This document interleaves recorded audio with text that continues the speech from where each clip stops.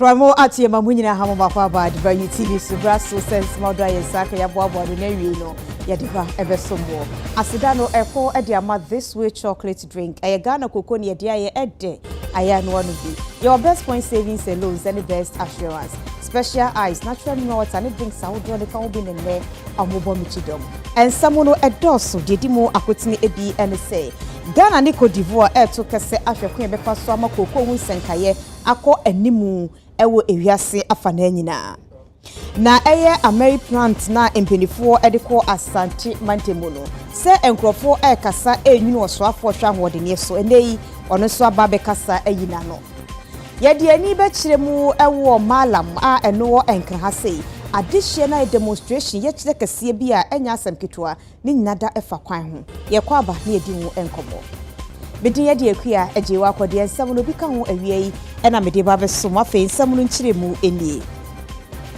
Wokoko a yede ko wiase afa na nyina no Ghana ni Cote d'Ivoire eka ye ho bomu a ohamu nchembe ye aduosia enum 65% efri amanu mienu enchen na eba ne bo ne ho nsenke na ye ne nkrofo bi ne sigina ye maye nei amanu mienu so mo mpenesa enunti no omakomuti apam ho a omode hyehye ebe bebo amakoko nsenke yakoyie ewo wiase afa na nyina na afeso akuafo mo ye koko no omanya mu chefa. This cooperation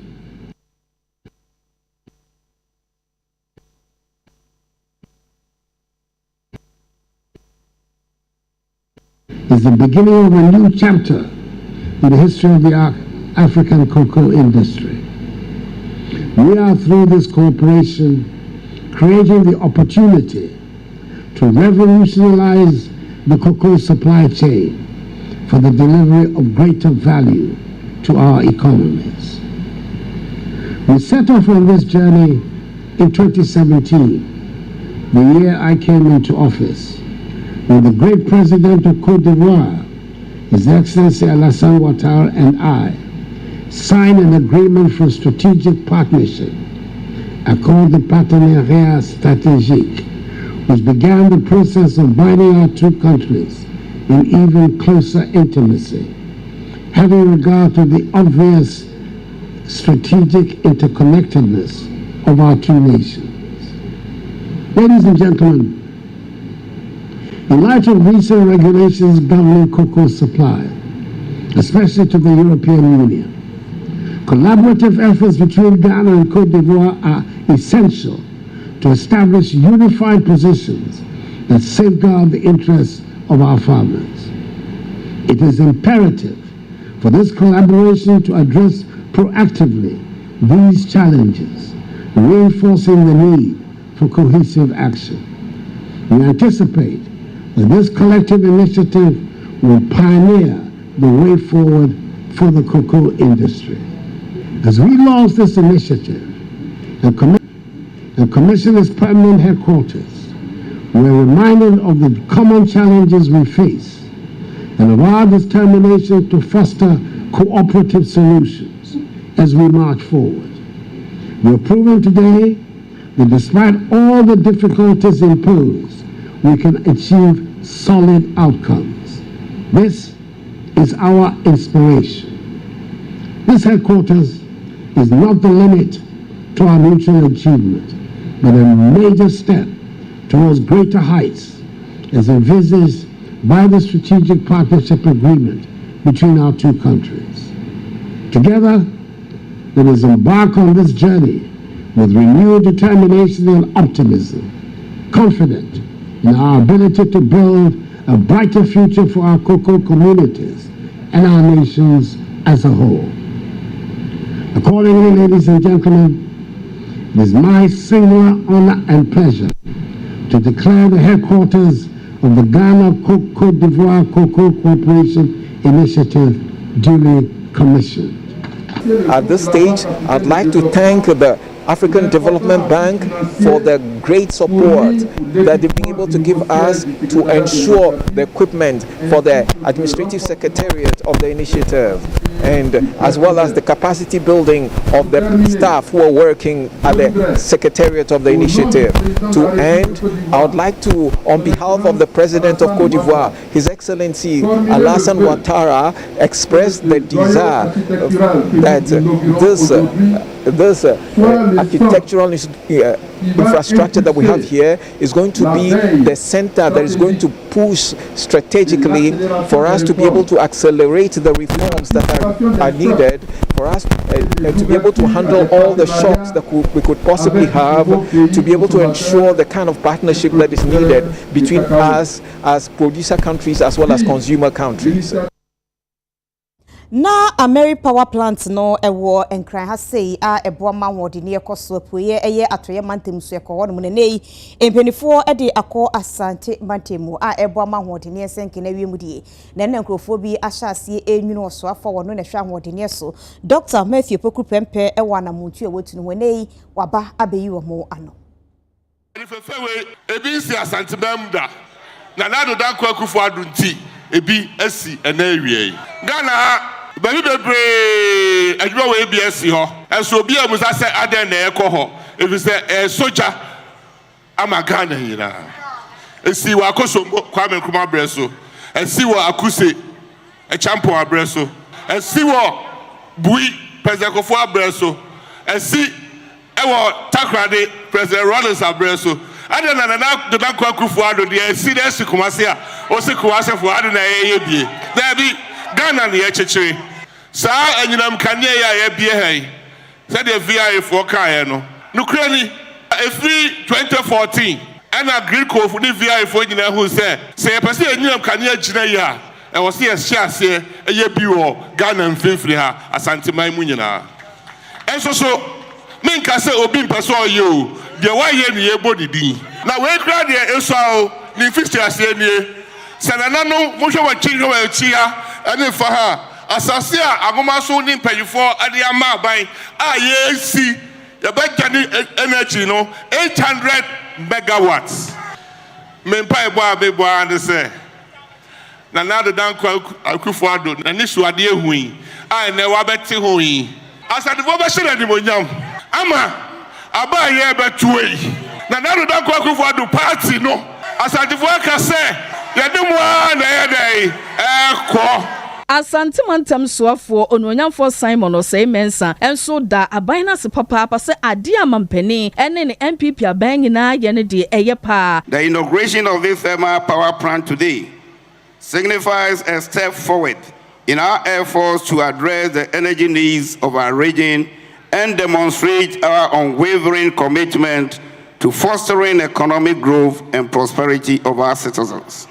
The relocation of the Ameri thermal power plant to Kumasi marks a giant step towards reaching power generation required in the region to guarantee reliability and stability in the national grid. Indeed, the 250 megawatts capacity of this facility represents a beacon of hope that there will be enough power in the middle belt to help address the recent power outages experienced in the region. Your esteemed presence, Your Excellency, at this very memorable event is a demonstration of your commitment and support to improve the power generation capacity to spur economic growth for our region. All of us in this region, including the chiefs and the good people, are most grateful to you for taking immediate measures to address these issues, including relocating the Ameri power plant to Kumasi.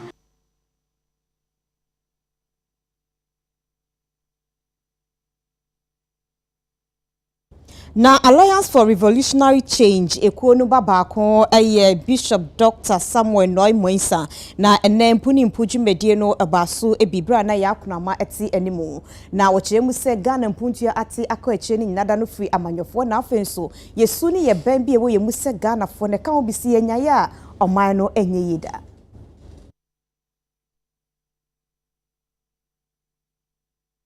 Citizens have a responsibility. Our responsibility is not just to get up in the morning, 2 a.m., 3 a.m., queue and go and vote and go to sleep. Unfortunately, that is what has been the pattern. That is why in the Alliance for Revolutionary Change, there is a need it stands for there is a need for attitudinal change, attitudinal transformation. If people will not change their attitude, there is nothing you can do. You can't succeed. Today, there is no set of values. If I ask you, you and I will sit down, what are some of our national values? We can't outline what we call our national values. Nations that have developed because they have a set of national values that drives them. With the national values, you can achieve your goal. What's coming this morning, I read on the news, I think one of the Arab nations have suspended one media station. They said because they violated their national values. You see, so when there is a national values that change our attitude, we can accelerate, there will be growth in development. So it is leadership responsibility to ensure there is an attitudinal change, and that is what the Alliance for Revolutionary Change is there for, to ensure, to embark on the principle of attitudinal change, bring in both traditional leaders, religious leaders, because you can go to the remotest part of the village. You may not find a clinic or a hospital, you may probably not find a school, but there are two major institutions you will find, Anaya. You will find a mosque or a church and a chief. These people are managing people on a regular basis. We need them in the part of socio-cultural transformation. For example, if we develop this socio-cultural transformation, bring all the chiefs and the National House of Chiefs together, ask them to identify cultural practices that inhibits our national development, cultural practices that haven't helped us to develop. They themselves can come up with these cultural practices, and then they will provide leadership to be able to put an end to these cultural practices that haven't helped us. They will also, with them and the religious leaders, develop national values that will drive us. Then you go back to kindergarten. You have a blueprint, a booklet on it. Then from kindergarten, we begin teaching this attitudinal change and national values. By the next 20 years, we will produce the new Ghanaian with this new attitude and new transformation.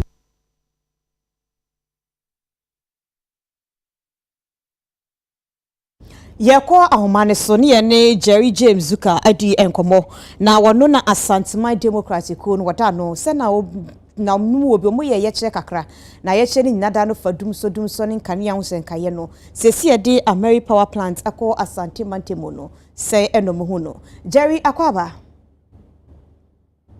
Hello Jerry. Yeah, na me nuaba. What you mean ka? Adara me te wonka. Ukwada no mo ye kire de fa kane adunduma wa Asantuma Ntemo ne ho meboa. Eba so adara ma ye kire chenchire nchi. Ayo ena nyame adom se Ameri Power Plant ne de aba Asantuma Ntemo se be mama wode ne enti no se ama mo ye kire no muaye no mo nsaka. Me nuaba. Wadara ma ma memfa nchi akese ba emma woni eya production team ejuma so amoye emma eya Ghana man wi asafa na nyina abibia ne ni dimochi ye bomo abaso Asantuma Ntemo Ashanti region. In fact ye bomo abaso ho mo ejuma so amoye me nuaba eya ku a mote yenke ye fa Ashanti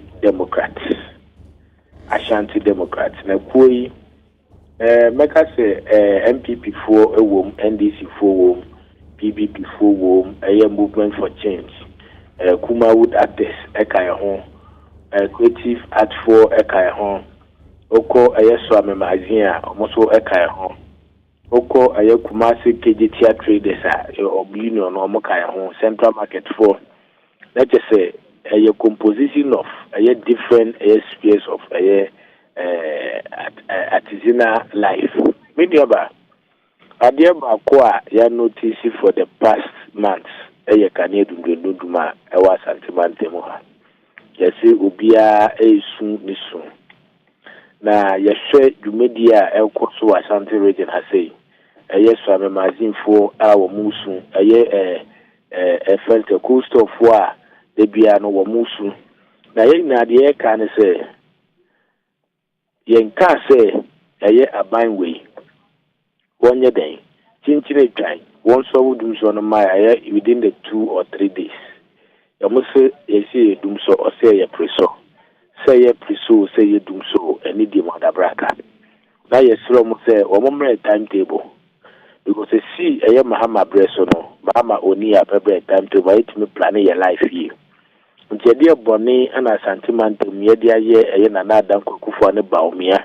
aban ye a ɛno nti wo momre timetable it me plan your life here yenkoti a yesi ɛyɛ wukwada a etwam yi yesi kufu aduna na dan kufu abe commission tema plant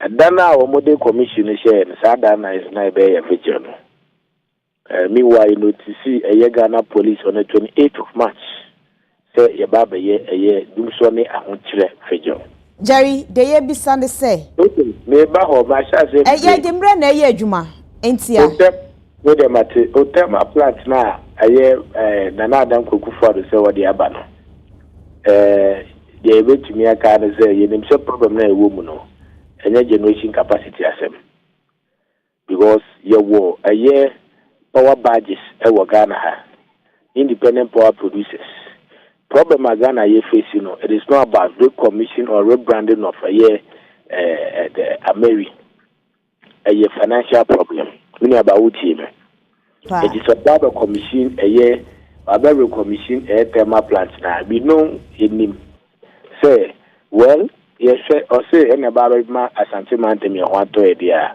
it any yimu na yepe but the air catch when they say so muntu mintua e kana omode independent power producers no a eni diemu omo na moko fa cash water flow mechanism e bai say eye busumi bia no ometua isi jemema isi diska no dia ma independent power producers no mo enti say e kwa akoye say mo de thermal plant aba enti asante man temu enu na ba be so wudu so mo de ndi ya de braka nyankopon na e da na che temeka no tima say but we know what we are facing in Ashanti region. The Emma Duchone Bano, purely financial, and a buy where they also would cheer 1 year and I say, Ubitia. And in Humana, Egunina, so Ashanti region, yes, we now say, the here time to the timetable, no, say, Mana Muse, Mudi Tema Planta, by no never so would do so, I'm a Pia, Nakupona, Danasa. Yadasi, ewo nkomawuni yedinine. Eye Ashanti Democrats opinion ono eye dwomtreni eye Jerry James Zuka ene ne kasa ye no e de efa eye as Kumasi one thermal plant o mampenye kufuado akwaku bia mo ye kire chemu se kanea no ma enti o mo chemu se enye thermal plant we na bebom ne mu no e ka aba no de no wonhwe no wontua wono ma ye kanea ho senka ye no na won se Ghana ye taika se wutimi di sika sia aya na ebu ampanyini si ahohini ti ene yegina moyere enti ho kire pa no a wo sika bi da baabi anu akoyi bi na aboa wo eno krapo nso boa ma wunya sika na ho nso so haro pa na nam so ama UTV ati en wagu montene so ene Ghana fo bi akasa bi so mo se ba savings sika ye disie na omunim se ne yesitie na afa krapo mutimi save e wo Ghana ye wo mu ne ya na Madam, the Benya Kwan endorse if you say, a market square and tardy. Omusum you overhead one, say, am I a pamoye? Ye pamoye, and they say, no baby, you shame now, my Danny. Uba or customer crab and no tremble, baby, I was shit. In the entire this am a higher bassa, la passa the higher bassa. Cacrabi, and this a first night, tardy brain, says, so by and toshy beam.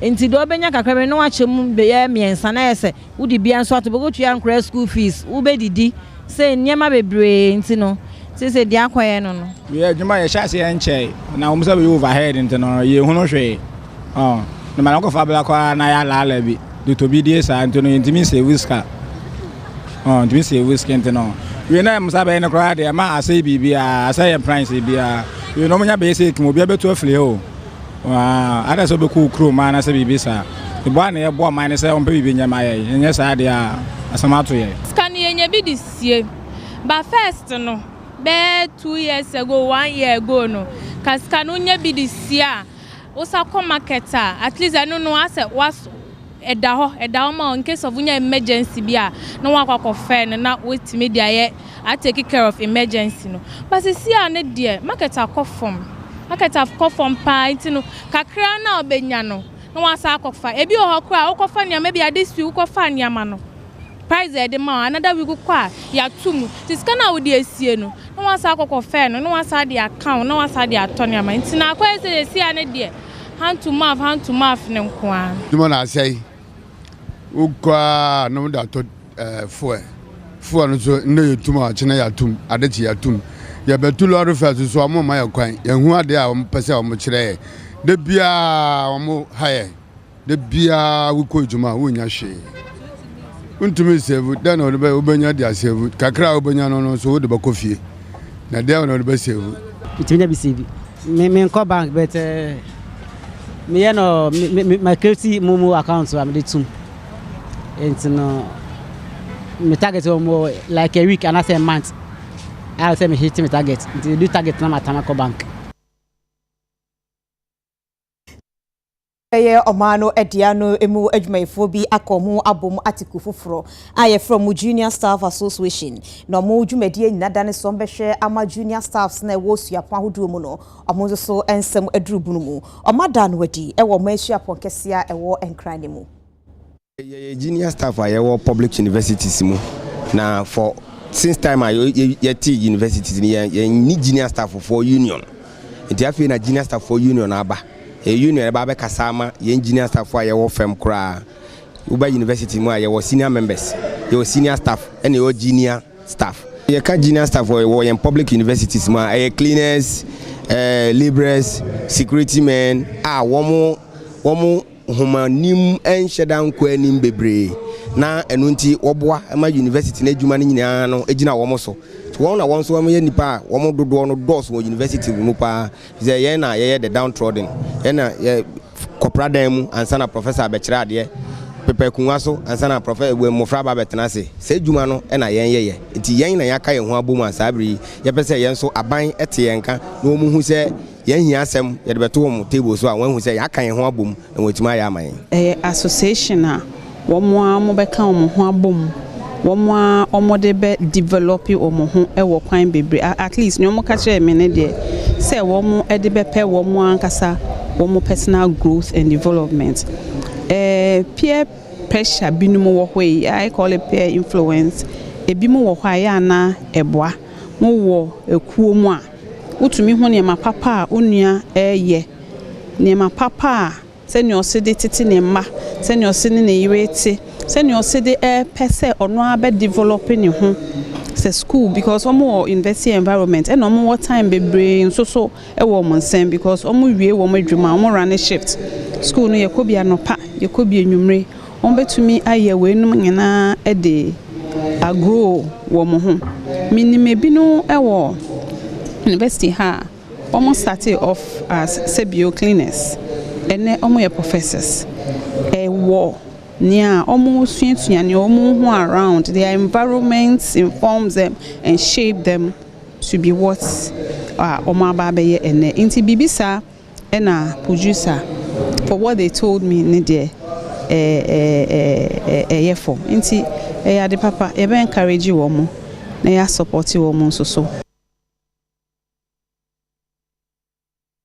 Nanu obi ena asantemai eye no se konfanoche abaya resabia kumasi ji wo bantama no tibia ewo mu no enye enti enyi bi emfamoa we enam soma kontrefo penyin ohwa ya resabia ne so eye obemfo ochre ademensa edi atodwa se sika bia de obi beye no ombehwe semfaso be free so aba na enkontanso mabu ne pepepa ebekoyie Professor Ochre Ademensa woye Chief Executive Officer yoda konfanoche aban ayaresabia na no sen ayaresabia ayaresabia bia asum enipa bebre na wo manga na mu enu nti border Eda Hill konfanoche project na no won behwe se wo mo beta adwumadi esi omani so no echi na omaboa na omani so ade hunu etimi abamu wato asechire mu se board no ebehwe se sika bia bebo mu nsem bia no bebu hu konta akire omanfo for no se ne be ya pepepe yo ebefa no ntoma pa afram. Professor Ochrademensa de nsem we to dwa abra Kwiapa Cocoa Company Limited ene Ghana Association of Garages Zone 13 ede Ghana sika no 100,000 Ghana cedis ene 20,000 Ghana cedis ede kwabwa hiu konfanochi jumadie no. Wo shebo se obekoso ade ne nan asifom ahwe ama yaresabia no afa no ntoma pa afra na timi ahwe manfo ye wa santimantem ha ene Ghana afa na ba bia. Ukraine say konfanochi next year it be 70 years. Na within 70 years no renovation aye ni sese e bi sida e wo hospital no e life aninti e ho aba be hia se e behwe ni aye enam sese anya ahwe bedu baabi no na e bi ayanti asem de your health facilities regulatory authority omo ne accreditation to various health facilities to continue administering health to the people say ya hwe anye ho bibi se de already enima me aye ya. And in the next 2-3 years, not here for because our part of the hospital not yet fit for purpose. Until be on an average every day, you have 1,000 patients. Oh, your OPD. Next year, 365,000 every year. This year, 2 more. So 1,000 patients in here for no more. So 12 regions now, you see Konfanochi as the referral center. Na here for no more. Now, adia bakwa, who here pa akuntabuo enso ye de niam agugu akwam se de be ya se emponumpo se obi wo saa adwene na wo ya enyiye wo gidi se sietimi ya de we yie se de ye no no a ochina bi se ka se ye hili kumase a nipa dodo na beba e de aba beboa we ba be yense na ho amaye. Eno extra no titre ni yoda Ghana Association of Garages Zone 13 Ora Eric Ahin ene National President yoda Kwiapa Cocoa Farmers ene Marketing Union ano Ora James Ajekum Kwate ene UTV kase twetwe nkomose magazine dodo na predwuma ne yeye enti wo ye adwuma na opira e de akonfano chen yeden ye do beba enti ye na wo se me ne mpanifo eye Ghana National Association of Garages Zone 13 enso yeden ye boa enu ti de kan yakoma e na no pay out of 7 cocoa regions in Ghana, you almost 6. Now, you who say, Confanoche, you Kuafo, Etaba Hopa. And I feel so, you're in head office, Kumasi has say. You're no Confanoche, Dinkitaho, several years. Atisanana, the Botaye, Cassius in the so. Until you so, Kakra, you beat me the Abuano, and then the Abba, Sonny Beya. Ejumano nso no ebetimi akoso PNC ekuo no empendifo kosi gina yechem se nipa bi wo ma yapam wo mafra amanyoko nim enam so ma ne court ma court gira si gina yese sa wona yapam wo mo no enam bramutie de o ma ba mebi mu kropo bu ofu ato mo ho akwoti amanyoko no ye PNP na ene Owura Samson Asaki Awingobet awono ena Importers and Exporters Association we kwanche for da no akasa de atudwa se obegina aprefranka kura di bre no ewo PNC amanyoko nim onye na adwen se wo free amanyoko PNC mu akwa amanyoko biare mu opesa amanyoko ni kabo mu na ye gina brane na afensoboa momo agitumi enu nti no wo kire mu ano se wo no mate omo free PNC ho no omo kono omo bye any day ye name PNC de ejina na se aboa papu. The guest this morning for me to wake up to be told that the General Secretary has moved ahead to form her party called PNP. So mo amoye nkola no PNP party Dr. Hilal Imam AUC to win power in 1979 vote. And that was why Dr. Muhammad became the president for 2 years in this country. Black Star Line, Dr. Limam who brought them. He bought ships for Ghana, you understand? So our party is a great party. Our party has a good history. That is the PNC. So when they formed their party called PNP and adore it today and they announced the new leadership, the former General Secretary of the PNC, Madam Jene Nabla, became the founder and the leader of that party. When there was issues between her and the party, I was one of the sympathizers towards because we were all together in the same party. But for now that she has gone to form her own party called PNP, I, Samson Asake Awingobit, a former presidential candidate in 2020 election, and who again announces my presence that if the party open nomination early this year, me declaration that the party be nomination to for those who are interested to contest the presidential candidate. Me as a Samson Aringo, Mesa Kokofa Krata Kotkotese presidential slot. No. I want to assure the rank and file of the party that I still remain PNC member. I have said it on their platform that I cannot be part of PNP. I am not a PNP member. I found myself within the principles and the laws and the values of the People National Convention. I am too sure that the Kube party is what I belong to.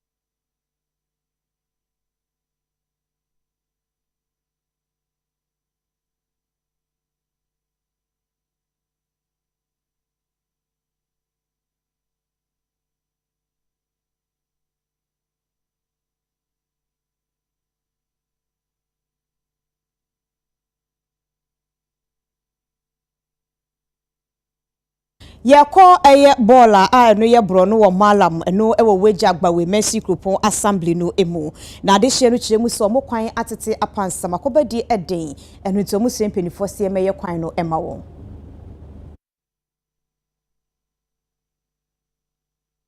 Yanya politics. Yanya politics. Yanya the MPP and yanya the NDC. But ye kasa as a citizen of Ghana. Ye kasa as a yawa bronu we Subola Road. Ya bre. Ya tu abasa ye hu kosobia wo Bola Road. Ya tu abasa ye hu chese ye hu hwe. Hu hwe chese enkrofo ye mpuntu anwa patem ba ye de ye hu hwe. Nti ade aye ne trese ye demonstration, peaceful demonstration. I concerning your road no. This is how they are me. Mintra baby ada. Na tama ye wa ha no. Na kota wa ha. Ye kola bre me ye dia go so ye twi agri wo so. Ye say twi a truck wo so. E me dey show nyina so still ye so ya dey go. But they do baby no. E no be tu kwa no say on be road amaye. Tam na bola e di bola ba ha no. Ye twen sa. Ye hu hwe. Se watra 23 years na hu kota wo road so da. E be ho de. Anything on say nyina ye ni abre a ye tu asi won say I feel we there. Ya bre. Why no? I don't blame my son ba say omo ba ye why no. Omo kwa. Omo baby o. Since no nkofo ba mpanyifo ba beto aduane wa na because of fruit onity. They say aduane no kra omo beto aduane. Ya sa. When you wo mo dada ya ache. Abana adada ya ache. Dem bia omo ba say omo be ye kwan yi. More than years since 2007 I wo mo ka say ye be ye kwan yi ye to me ye hwe nim say wo mo be ye kwan yi ye de anua utumu say excavators wo mo abo mo ye adwuma serious wo be wan say ye nya to abewia na omo kọ wo atoaso asa 2012 wo mo ye 2016 wo mo ye abesi ene na eye afiwe 2024 yi dia ye say ye mpene say wo mo anya ye kwan yi ye hu asphalt a good road enya dia ye to aba ye jina we say so ahome abaye ba kase bo no ye beto aso